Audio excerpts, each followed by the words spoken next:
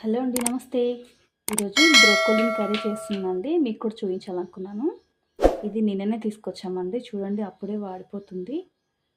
అందుకే తెచ్చిన ఎమ్మటే చేయాలండి. ఎక్కువ రోజులు ఉంటే ఖరాబ్ అవుతుంది. 1 to 2 డేస్లో చేసేసుకోవాలి. ఇప్పుడు దీన్ని నేను కట్ చేసుకుంటాను. చూడండి, ఇలా పీసెస్ కట్ చేసుకొని పెట్టుకోండి. మనకి గోబీ ఫ్లవర్ని కట్ చేసుకుంటాం కదండి, అదే విధంగా కట్ చేసుకోవాలి.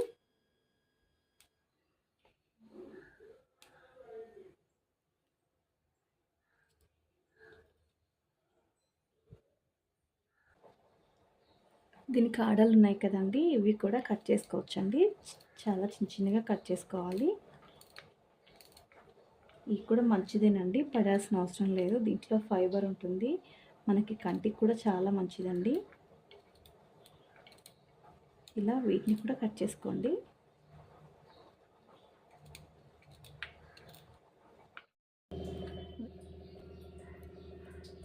పసుపు, ఉప్పు వేసుకున్నాను. దాంట్లో కొంచెం ఇవన్నీ వేసుకోవాలండి. దీంట్లో ఏమైనా డస్ట్ ఉన్నా, ఇంకా ఏమైనా పురుగులు అట్లాంటివి ఉన్నా కూడా అడుగుకి వెళ్ళిపోతాయి.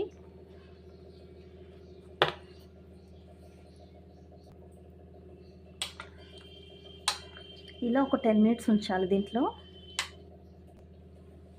ఇలా వేడి నీళ్ళలో వేయడం వల్ల దీంట్లో ఉన్న పచ్చితనం కూడా పోతుందండి, స్మెల్ అనేది. 1 గంట ఆయిల్ వేస్తున్నాను. ఆయిల్ వేడెక్కిందండి. ఆవాలు, జీలకర్ర వేస్తున్నాను. తర్వాత 4 పచ్చిమిర్చి,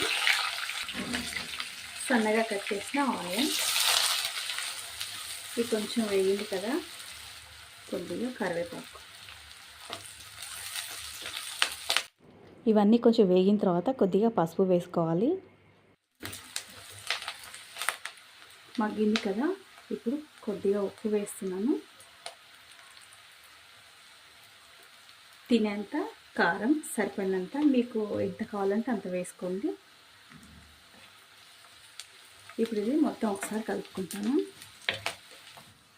ఆనియన్ వేగిందండి. మిక్సీ పట్టిన టమాటా పేస్ట్ వేస్తున్నాను. ఇది కూడా పచ్చి వాసన పోవాలండి టమాటా, అప్పుడు కొంచెం వేయించుకోవాలి.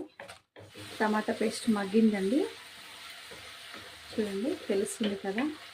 ఇందాక వెన్నీళ్ళలో ఒక 10 మినిట్స్ ఉంచాను కదండి, దీన్ని ఒక జాలీలోకి తీసుకున్నాను, జాలి గిన్నెలోకి.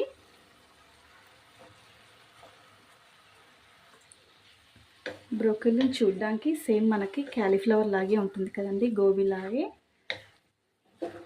టేస్ట్ కూడా బాగుంటుంది, తొందరగా ఉడికిపోతుందండి ఒక 5 మినిట్స్లో.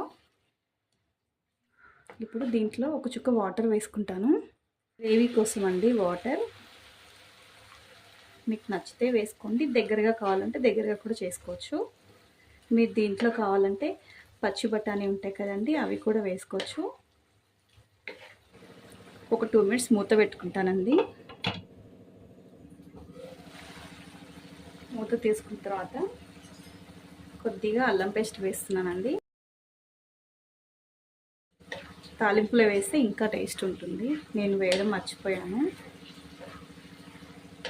తగ్గిందండి. ఇప్పుడు దీంట్లో ధనియాల పొడి వేస్తున్నాను 1 స్పూన్. కొద్దిగా గరం మసాలా వేస్తున్నాను, మీకు నచ్చితే వేసుకోండి, లేకుంటే లేదు. లాస్ట్లో కొత్తిమీర వేసుకోండి, టేస్ట్ అయితే చాలా బాగుంటుందండి. మీరు కూడా ట్రై చేయండి. మీకు ఎలా వచ్చిందో కామెంట్ బాక్స్లో కామెంట్ చేయండి. ప్లీజ్ లైక్ చేయడం మాత్రం మర్చిపోవద్దండి. Thank you for watching.